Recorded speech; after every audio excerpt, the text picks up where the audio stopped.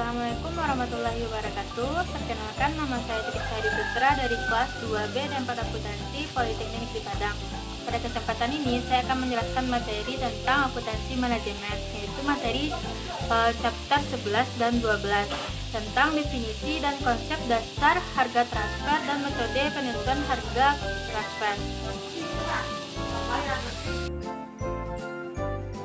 Pembahasan yang pertama yaitu tentang definisi dan konsep dasar harga transfer. Pada kebanyakan organisasi yang terdesentralisasi, keluaran dari suatu divisi digunakan sebagai masukan pada divisi lainnya. Nah, hal ini akan menimbulkan persoalan akuntansi, yaitu bagaimana cara menilai barang-barang yang ditransfer. Ketika divisi-divisi diperlakukan sebagai pusat pertanggungjawaban, maka divisi tersebut akan dievaluasi berdasarkan laba operasi, pengambilan atas investasi, dan laba residu atau EVA. Jadi, nilai barang yang ditransfer merupakan pendapatan bagi divisi penjual dan merupakan biaya pada divisi yang membeli. Dengan kata lain, harga transfer adalah harga yang dibebankan untuk suatu komponen oleh divisi penjualan kepada divisi yang membeli di perusahaan yang sama.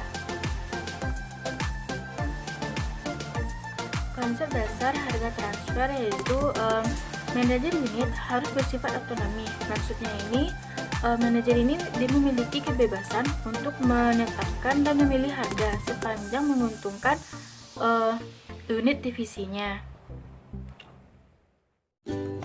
Baiklah, selanjutnya yaitu tentang dampak penetapan harga transfer terhadap divisi dan perusahaan secara keseluruhan.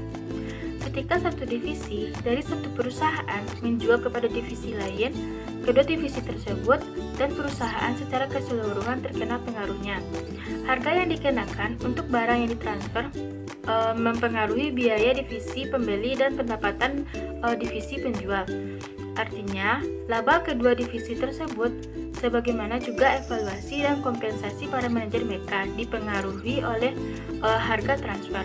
Karena berpengaruh terhadap ukuran kinerja berdasarkan laba dari kedua divisi tersebut, misalnya ROI dan laba residu. Penetapan harga transfer sering menjadi masalah yang dianggap secara sangat emosional. Oke, selanjutnya yaitu tentang kebijakan penetapan harga transfer.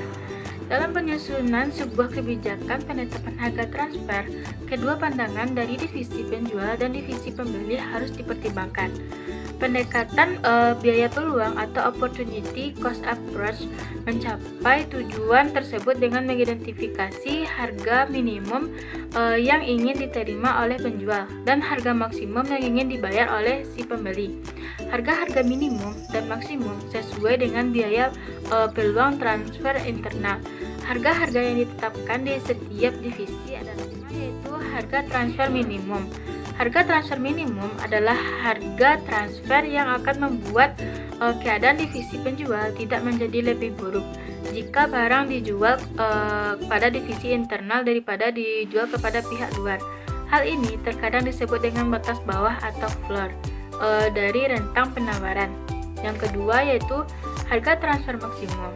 Harga transfer maksimum adalah harga transfer yang membuat keadaan divisi pembeli tidak menjadi lebih buruk jika suatu input dibeli dari divisi internal daripada barang yang sama dibeli secara eksternal.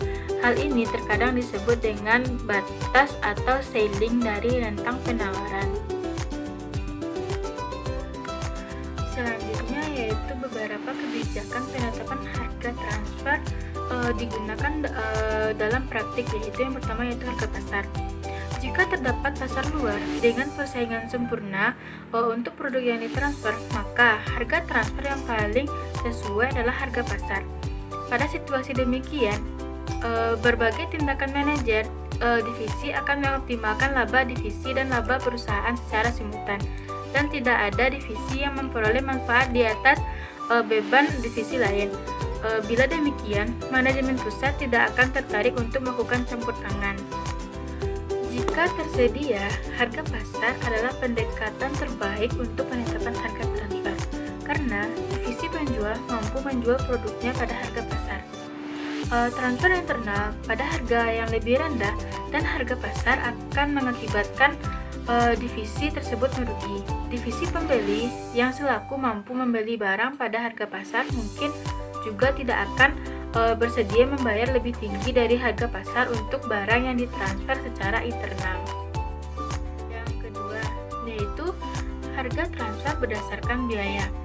Harga pasar luar kerap tidak tersedia. Hal tersebut bisa terjadi karena produk yang akan ditransfer menggunakan desain hak paten yang dimiliki oleh perusahaan induk. Dalam hal ini, perusahaan bisa menggunakan pendekatan harga transfer berdasarkan biaya.